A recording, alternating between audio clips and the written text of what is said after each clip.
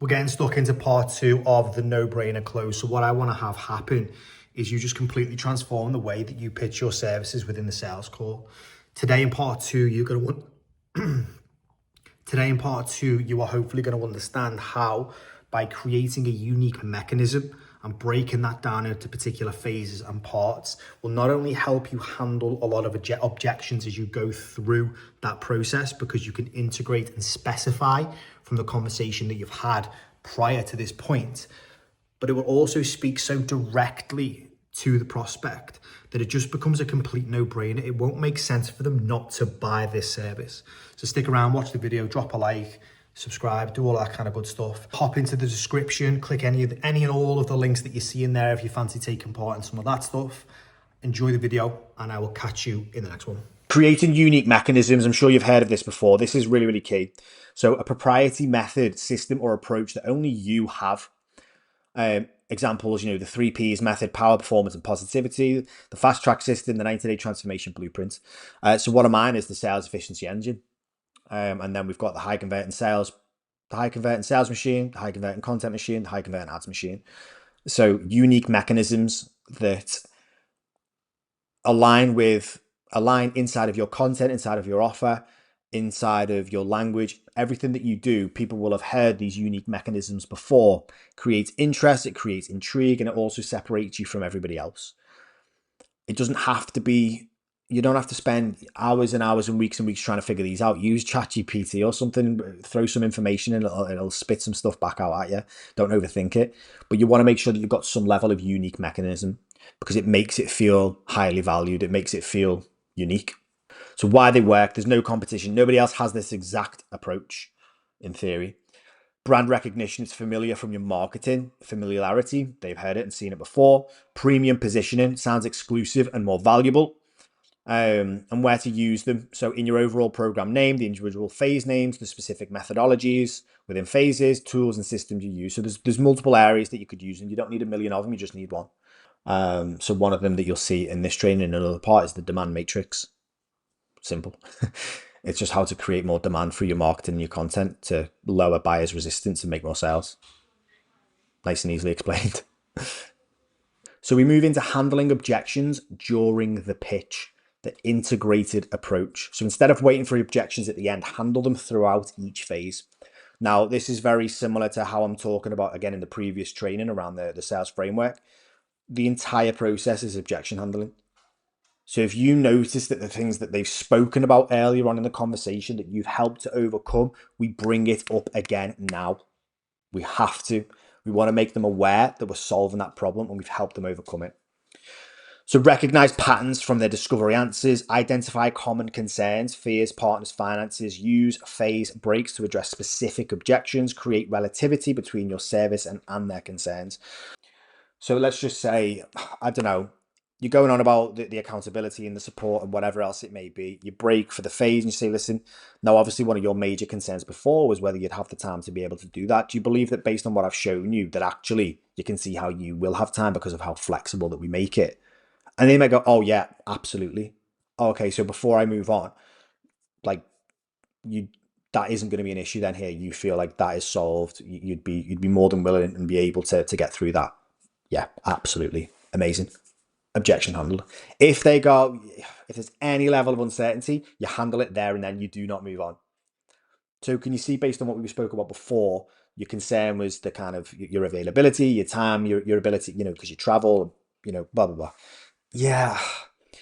It's just trying to find a way to kind of, I'd have to try to see if I can find a way to make it work, I suppose. How much, it depends how much time you need from me, or how much am I expected to give. So this is where you want to start handling it. Well, how much time could you give to achieving the results that you want to achieve, bearing in mind where we're at right now? Well, I don't know, that's my problem. It's like, well, I mean, that is the problem. It's why you're in the position that you're in right now. Like we spoke about before, that you agreed that, if nothing changes, nothing changes, and we're always going to be in this position. So let me ask you this, like, is it worth putting in the time to be able to do this? Do you believe that you could save 20-30 minutes a day in order to prioritize this? Or is that just completely out of the question? Because if it's out of the question, then we don't need to go any further. You start handling it, you talk about it until they're over it, but you do not move on unless you believe and confidently believe that we've handled it. So let's get into the psychology behind prospect-focused pitching. So what it actually achieves, it makes them believe that this product or service is undoubtedly for them. It positions your solution as the only solution to their problem. It eliminates competition. No one else can solve it this way. And it justifies premium pricing and creates urgency and desire. The mental shift being, this sounds like a good program, to this program sounds like it was designed specifically for someone like me. So a really good indicator is when you're going through this, or when you've completely finished it and you're like, hey, any questions in and around this? And they're like, oh my God, no, it sounds like it sounds like you're speaking directly at me, or it sounds like you made this just for me. Perfect. That's exactly what I'm looking for, because you've been able to listen to what they've told you throughout the call, have your set framework for what your pitch is and all the nuts and bolts that are in your service and program, but you've been able to specify all of their issues and implement them within the pitch. You've been able to identify all of their objections, all of their fears, all of their problems, and bring it and present it into a pitch. You've been able to identify all of their desires, wants, and future pace, the goals and the visions that they have, and you've been able to place them strategically inside of the pitch, which is absolutely key. That's the whole point. Now let's get into some common mistakes to avoid. Kind of been through some of these already, but talking for too long without interaction, make sure that you break every 2 to 3 minutes for questions. Typically, if there's a key point in that phase, ask them, or just wait until you've broken the phase down, you've finished that phase, start asking questions there. Feature focus. Instead of explaining what you do, explain how it solves their specific problems. The assumption close. Assuming they're ready after future pacing and consequence. No. Pre-qualify before you pitch. Again, I can't stress it enough. If they aren't willing to commit and ready to change, it will not matter what your pitch is, they will not buy. And then don't have a one-way presentation. Monologue style pitching. Interactive, conversational, just like the rest of the process has been prior. We've also got some sample transitions within this. We've covered this a little bit earlier on. I'm not going to go through these. You can always download the PDF. You've got that there with you anyway. It's very, very simple. Things like, remember when you said ABC, and going back to it. So it's really, really simple. But signs that your pitch is actually working. They're asking clarifying questions. They're engaging with the pitch. They're nodding and saying yes frequently. They're building certainty in their own head. They reference their own situation in their responses, which is key. Again, we want them to do a lot of the legwork. So as you're bringing up things that your problem, your solution solves, they're like, yeah, because that makes sense because I'm struggling with, or like you said, when I struggle with, et cetera, et cetera.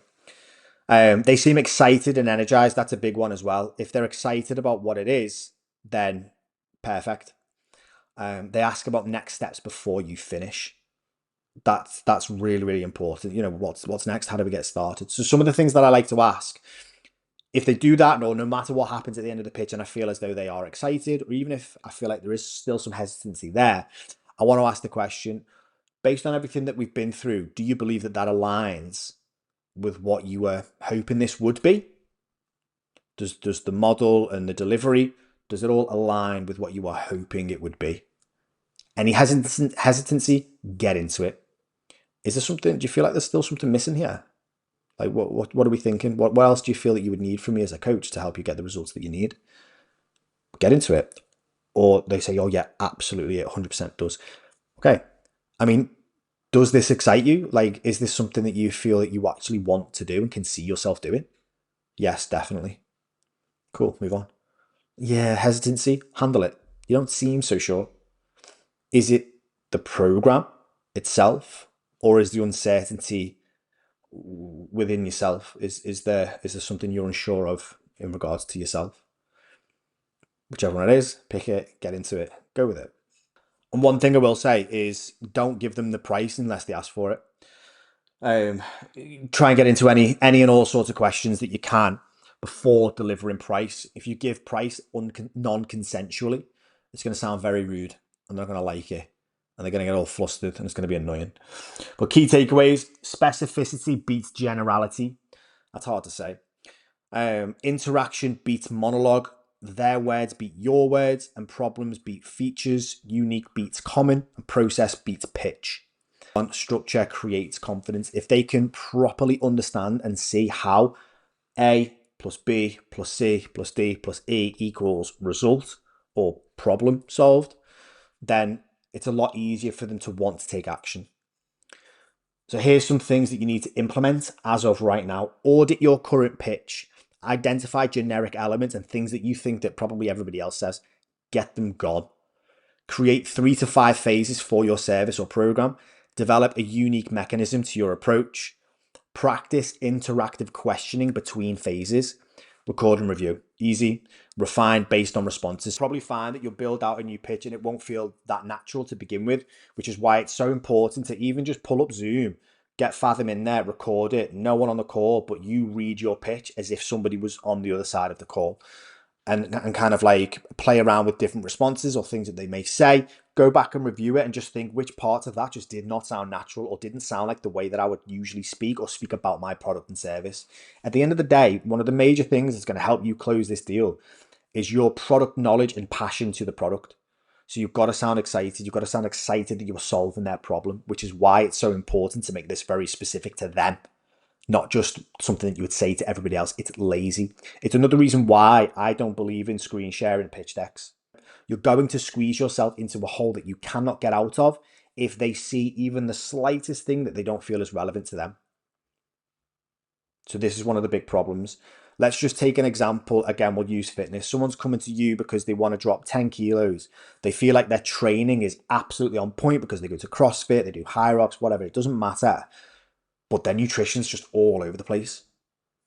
So what you need to do is make that pitch so specific and all about nutrition and less about training as possible. Because if you pull up a pitch deck and go through, well, here's how we do nutrition. Oh shit, here's what we do with training. I've got to explain all this now. They're now instantly thinking, well, this isn't for me. I'm not looking for that. So you can customize what you're doing, but you need to know your product and service inside out in order for it to be of any quality at all.